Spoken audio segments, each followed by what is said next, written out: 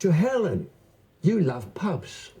I do You're love passionate pubs. about pubs. I'm passionate about pubs, and my passion has grown even stronger for pubs following a conversation with a great friend of mine who's an actor, Neil Stuke, who is even more passionate about pubs than anybody else I know, and who drew to my attention that 29 British pubs are closing every single week. So every week, 29 are boarded up.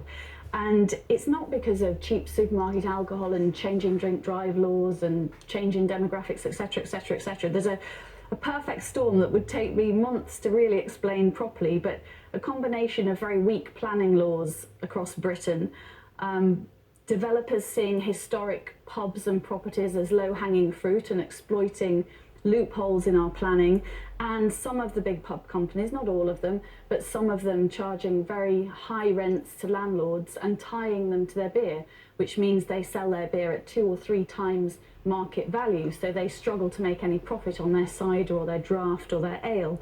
And really it's creating this sort of perfect storm now where we're seeing all these closures, and pubs are sort of part of our fabric of our society, and communities where they lose their pubs and mini supermarkets or luxury flats are built instead, are seeing the local post office closed, and then the butcher closes if there's a new mini supermarket, and the local shop closes.